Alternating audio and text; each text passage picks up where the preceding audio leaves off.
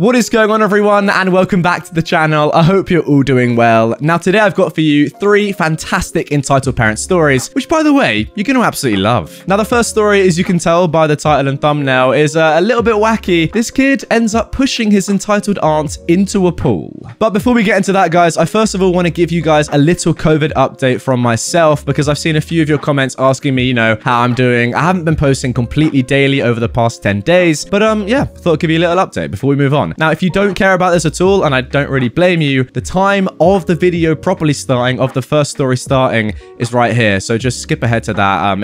I'll put a chapter or something as well. Go to this time if you don't care about me. That's all I'll say. But as for myself, guys, I'm pretty much fine now, I'll be honest. I'm out of isolation. My 10 days is up. Had my birthday a couple of days ago. Couldn't really do too much, but I was lucky enough to go outside and walk around with my friends for a little bit in the nice summer sun. So that was good, and I'm pretty much completely back to normal. I still am a little bit shaky. Like, I haven't done any exercise yet, so I have to see how that goes, because the virus can last for a long time in your system, and my heart rate is still pretty high. But apart from that, I feel pretty good. However, the bad news is that I did unfortunately infect my dad with the virus as well.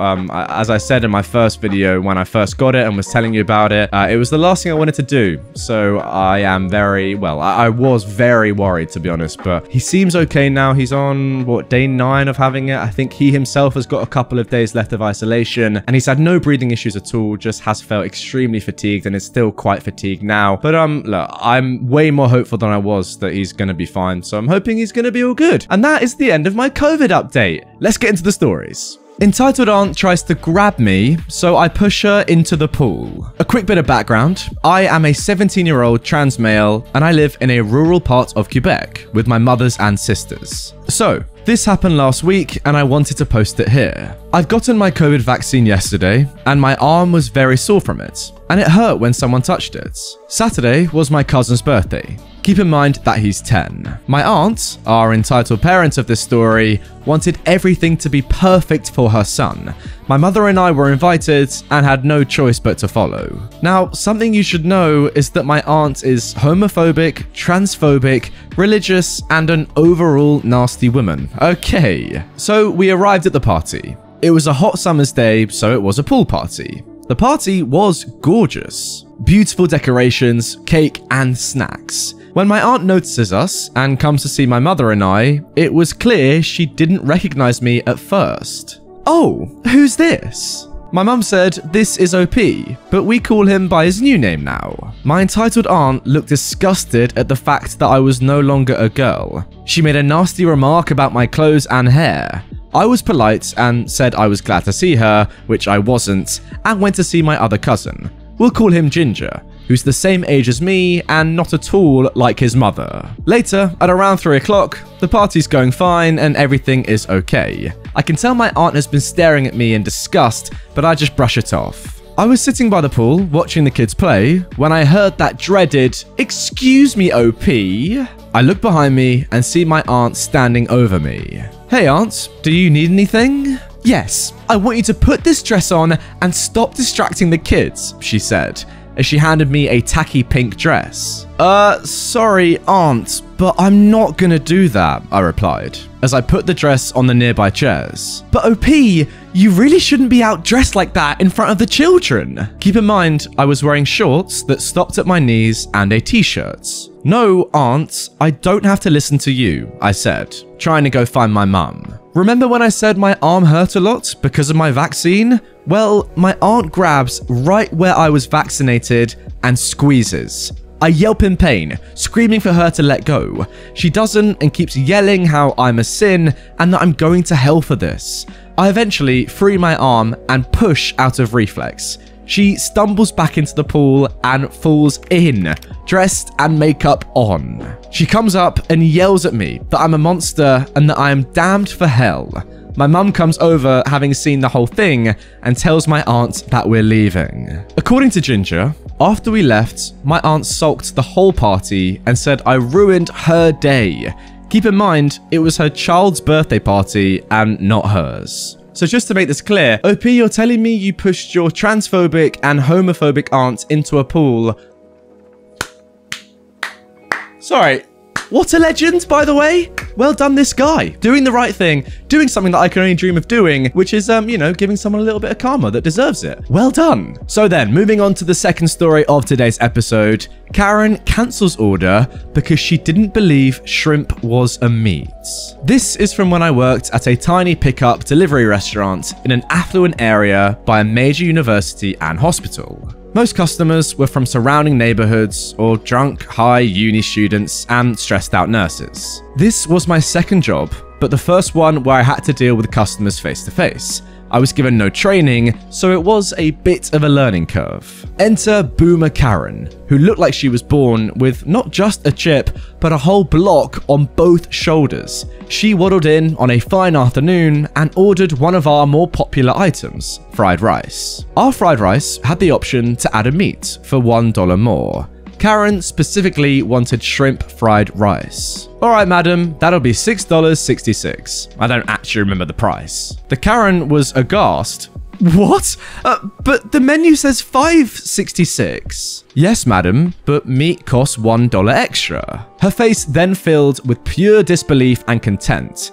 lip curling up in growing outrage. Then she ground out in a near hiss, "Shrimp is a meat?" I was shocked at the ridiculous question, also thinking that it's clearly listed under meats on the menu, and oh my Gyarados, what do I do? Me.exe has stopped functioning. Yes, madam.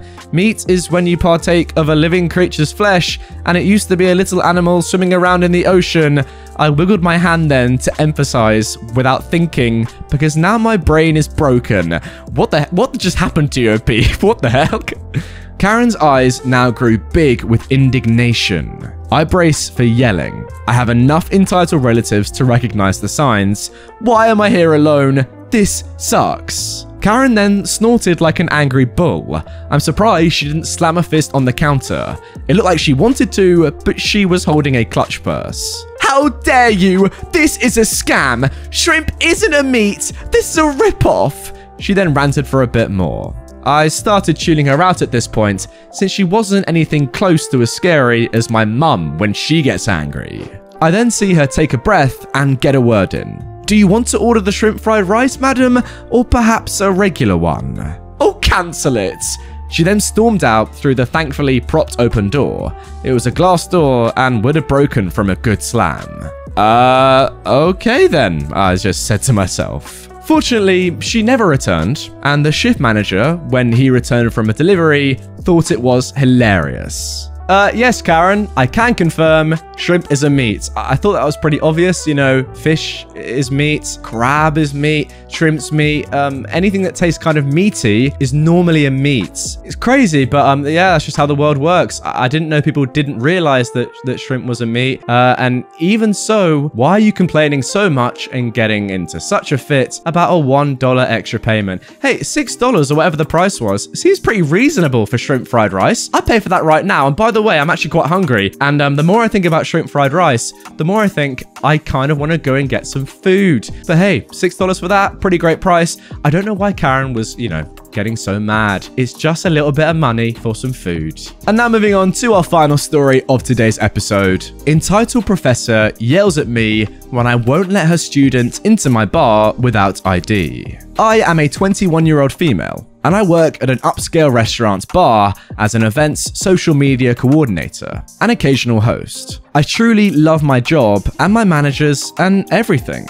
My restaurant is in a large college town where I also attend, and so we have a large demographic of people coming in.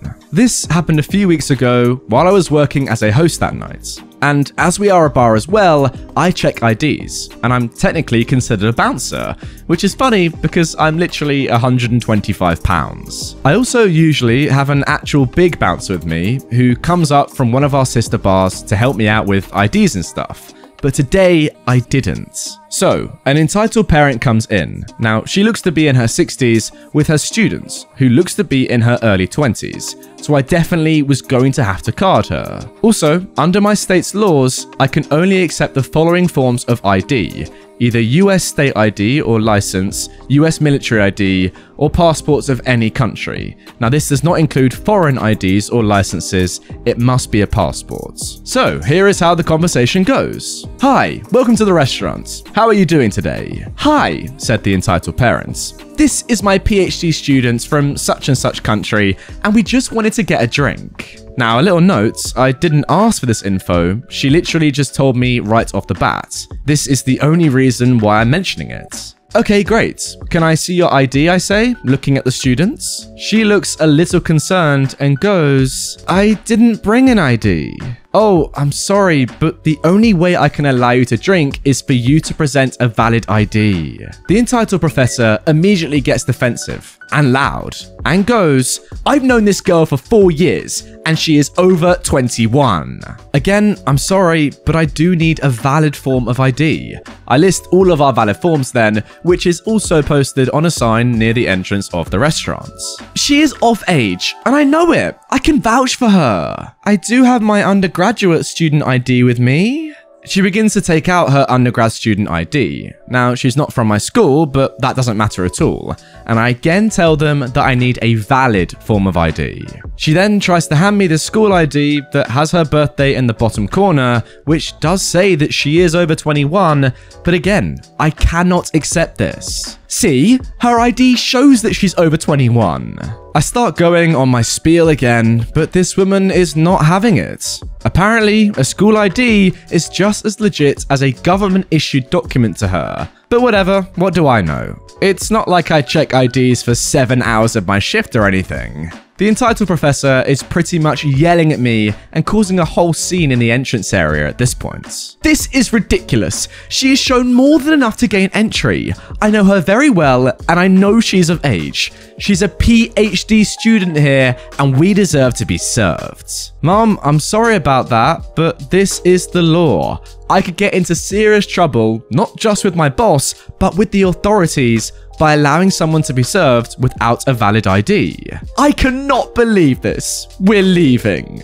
She turns to leave, and as she's exiting, she turns back to me and says the most bizarre thing. Oh, and by the way, that is an accredited university. She's referring to the student ID. I was honestly just like so confused by the whole situation that I don't even say anything back. Again, I would like to reiterate that from the beginning, this woman was hostile and extremely rude. She continuously raised her voice throughout the interaction while I stayed extremely calm and was as professional as I could be. And just to let you guys know how hostile she was, there was a group of 3 that entered right behind her, waiting to get ID'd and seated, and they'd listened to the whole interaction. Now, as soon as the woman left, they asked me, "Are you okay? That lady was so awful." So yeah, I told my boss, who also owns the place, and he was very proud of me for standing my ground. I love you, King Julian. Well then, not entirely sure if OP's boss is called Julian or she's just a massive Madagascar fan, but either way, King Julian, you are the GOAT. Now, as for the story, I can actually kind of relate to the student. I was a student for a long time, and it would be very annoying when, you know, you'd forget your ID on a night out, but you'd have your student card with you, which said your date of birth and therefore your age, and, you know, said you were over 21 or over 18 in the UK. But still, like, as soon as you learn that it's not a valid form of ID, which everyone does, you know, it's just like, yeah, you're not going to get into places if they're asking for IDs and you just have your student ID. It's not valid. Sorry, it's not a legally binding document that the government has said, yes, that is a good form of ID to let you into places. And you have to, you know, think about the bar's perspective. If they do let you in without ID and then later, you know, it gets found out that you are under 18 or under 21 in America in this story, they can be liable for massive, you know, lawsuits, damages, police stuff. They don't want to be risking that. That is for sure. And yeah, a student ID is not a valid form of ID. So there you go. Stop complaining, go home, get your ID and come back. Well, that's what I used to do when I forgot my ID at uni anyway. But that is probably what this person should have done. Anyway, guys, that is going to do it for this episode of r/entitled parents. Comment down below. Have you enjoyed it? What do you want to see from me in future videos? videos, because I'm all ears, you know. Let me know any subreddits, any new subreddits you want to see, more entitled parents, anything like that. Just comment down below. I love, you know, reading your comments. I do try to read as many as possible, and there are loads now, way more than a couple of years ago, but hey, the more the merrier. Get your comments in, get your suggestions in, and I will see you all tomorrow with a brand new video.